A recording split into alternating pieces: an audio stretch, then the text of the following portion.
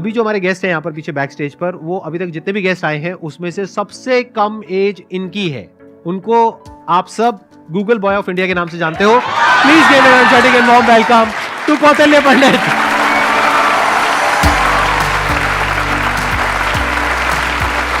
अरे प्लीज बैठो।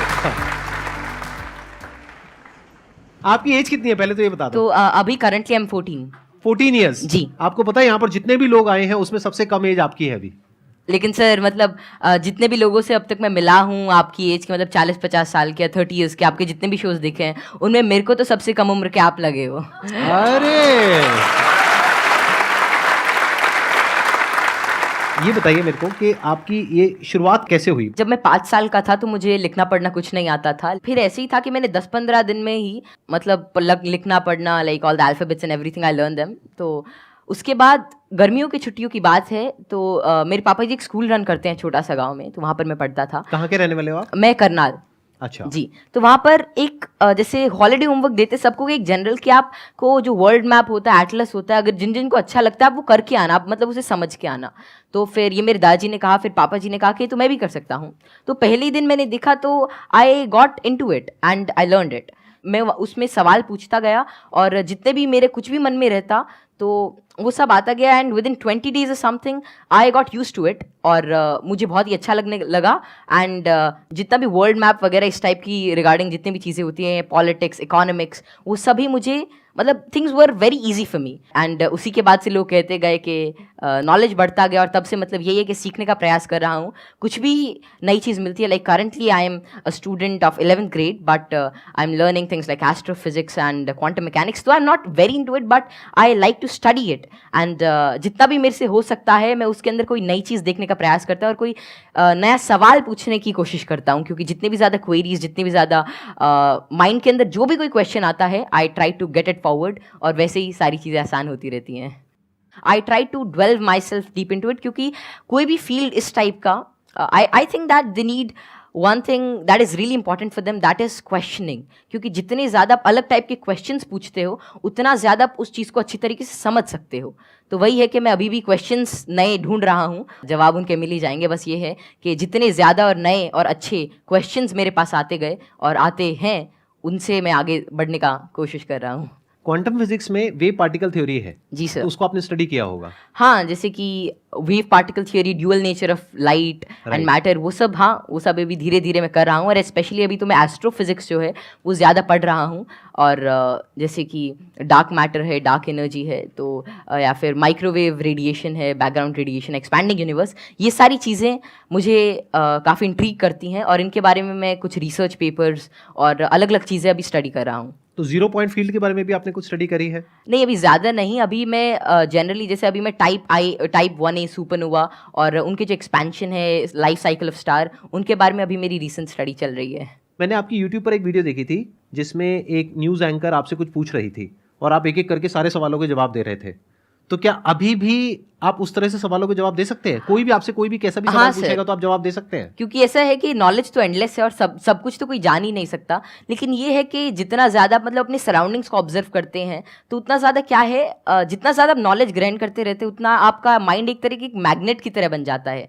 और उसके बाद कोई भी इंफॉर्मेशन, कोई भी चीज़ वो आपको आती रहती है। और ऐसा है कि बहुत सारी चीज़ें मेरे को नहीं भी पता होती और मैं उनको सीखता हूँ। अगर मानो कोई नई चीज़ मेरे को आज पता चलती है तो मैं उसे सीखूंगा और that would be like great for me. तो कोई भी चीज़ I always like to entertain and get new answers and new questions, क्योंकि उसी से ही एक नया फील्ड, एक नया पर्सपेक्टिव मेरे लिए ओपन हो जाता है। एक्सीलेंट जी। तो अब एक काम करते हैं, आप में से किसी के भी माइंड में कोई भी क्वेश्चन है किसी भी तरह का तो वो आप इनसे पूछिए। मैं ये जानना चाहता हूँ कि क्या हम यूनिवर्स को जान सकते हैं कि वो कितना बड़ा है, या हम अभी तक जान पाए हैं? जी, क्या तो क्या पैरामीटर्स हो सकते हैं उसको नापने के लिए? जैसे कि हमने सुना है कि लाइट ईयर्स होते हैं। जी जी। पर वो कितना बड़ा है, क्या हम इमेजिन कर सकते हैं या हम एक्चुअली में उसे प्रैक्टिकली पता कर सकते हैं क्या? तो जो यूनिवर्स की जो एक्सपैंडिंग यूनिवर्स थ्योरी थी वो एडविन हबल ने दी थी और उनके अकॉर्डिंग जो अभी यूनिवर्स की जो एज है वो नियर अबाउट 13.9 बिलियन ईयर्स है और उसी रेट से अभी एक्सपैंड कर रहा है। तो यूनिवर्स जो अभी हमारी थियोरी है यूनिवर्स के जो मोस्टली एक्सेप्टेड है, that is of expanding universe. अभी के हिसाब से हबल कांस्टेंट होता है दैट इज 65 मेगापास्क। तो जो डिस्टेंस ऑफ यूनिवर्स है that is h times d, तो वही 13.9 बिलियन टाइम्स लाइट ईयर। तो इतना भी हमारा एक एस्टिमेशन है कि इतना यूनिवर्स हो सकता है। जैसे आपने इतनी सारी नॉलेज गेन कर रखी है, क्या आप भूलते नहीं है चीज़ों को, या भूलते हैं? कब रिवाइज करते हैं? हम पढ़ते हैं तो हमें रिवाइज करना पड़ता है, अगले हफ्ते भूल जाते और हैं। रिवाइज करने के आपके बाद साथ भी भूल ऐसा जाते कुछ हैं। एक्चुअली ऐसे ही होता है है ना? Yes sir. अगर आप किसी चीज़ को अच्छी तरीके से देख लेते हैं, उसे समझ जाते हैं, तो उसकी एक आउटलाइन आपके दिमाग में रहती है और फिर आपको उसे ज़्यादा रिवाइज करने की ज़रूरत नहीं रहती। तो वही है कि किसी भी चीज़ का कॉन्सेप्ट रहता है, तो अगर आपको वो समझ में आ गया तो information is just like, I think that information is not the main part. If you understand the thing properly, फिर आपको वो सारी चीज़ें आसानी से याद रहती है, आपको कोई उसके लिए एक्स्ट्रा एफर्ट्स नहीं करने पड़ते। सर पूछ रहे थे, बोल रहे थे ना कि मैं मैटर के बारे में स्टडी कर रहा हूँ, तो मैं ये जानना चाह रहा था कि जो इलेक्ट्रॉन प्रोटॉन है इनका मतलब सबसे पहले किसने बताया था इनके बारे में? तो इलेक्ट्रॉन की जो डिस्कवरी थी, तो यार 9th क्लास की एनसीईआरटी में मिल जाता है। तो जो इलेक्ट्रॉन की डिस्कवरी थी वो जे थॉमसन ने करी थी, और प्रोटॉन जो मिला था वो रदरफोर्ड के एक्सपेरिमेंट से हमने डिड्यूस किया था।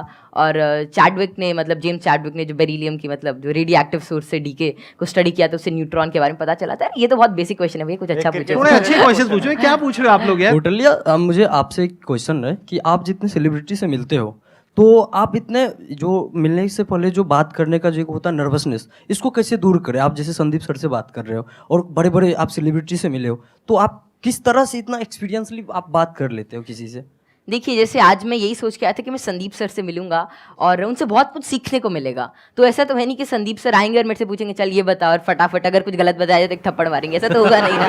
मतलब प्यार से बात करेंगे और अपना आशीर्वाद देंगे, कुछ अच्छा नई चीज़ शेयर करेंगे। तो वही है कि आप मतलब एक फ्री एंड पे रहें, और जहाँ पर भी आप मतलब अपने से आप सच जो है वो एक्सपेक्ट करें कि अगर मैं कहीं से सच बोल रहा हूँ तो थिंग्स वुड गेट ईजी, और make it easy in your brain. और हर जगह से अगर आप कुछ अच्छा सीख करने की कोशिश करते हो, ट्रुथफुल रहते हैं, तो आप में nervousness is just a state of mind, और ये बस चला जाता है, जस्ट मिराज। तो बस संदीप सर हैं, आज इनसे बहुत कुछ सीखने को मिलेगा, आप सभी से आज बहुत कुछ सीखने को मिलेगा। तो आप ऐसा कुछ एक अपना परसेप्शन रखिए और फिर सारी चीज़ें आपके लिए आसान हो जाएंगी। मेरा ये क्वेश्चन है कि जैसे चंद्र ग्रहण लगता है, सूर्य ग्रहण लगता है, तो उसका कैसे पता लगता है कि वो कब लगेगा और किस टाइम में लगेगा, या कितना, उसका कैसे पता लगता है? ये तो पता है कि वो क्यों लगता है, बट इसका कैसे पता लगता है कि अब लगेगा, या कैसे, उसका क्या होता है?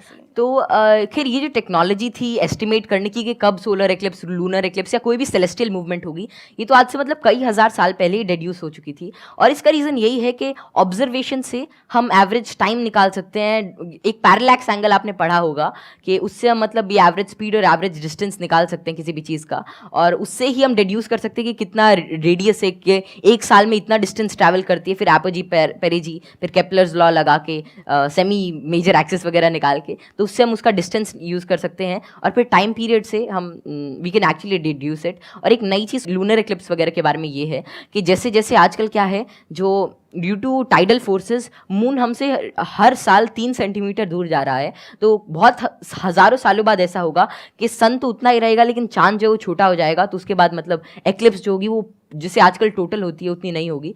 तो ये estimation it is done by using observation. और एस्ट्रोनॉमी एक ऐसा फील्ड है जो हज़ारों सालों तक ऑब्जर्वेशन से ही चला, और बहुत सारे पुराने साइंटिस्ट जैसे केपलर, गैलीली, आर्यभट्ट, जितने भी बड़े लोग थे जो पुराने ज़माने के, वे सभी ऑब्जर्व करते थे। उनकी ऑब्जर्वेटरीज होती थी कि कैसे कैसे जो हेवनली बॉडीज़ हैं ये इंटरैक्ट कर रही हैं, कैसे कैसे ट्रैवल कर रही हैं, इनमें क्या चेंजेस हैं, और उन्हीं सभी चेंजेस को एस्टिमेट करके, उन सभी को देख के आज हमने मतलब ऐसी सारी टेक्नोलॉजी को डिड्यूस किया है कि जिससे हम कर सकते हैं, एस्टिमेट कर सकते हैं उनका टाइम पीरियड, उनका डिस्टेंस, और कैसे वे एक्ट करेंगे। एक्सीलेंट जी, big round of applause for him.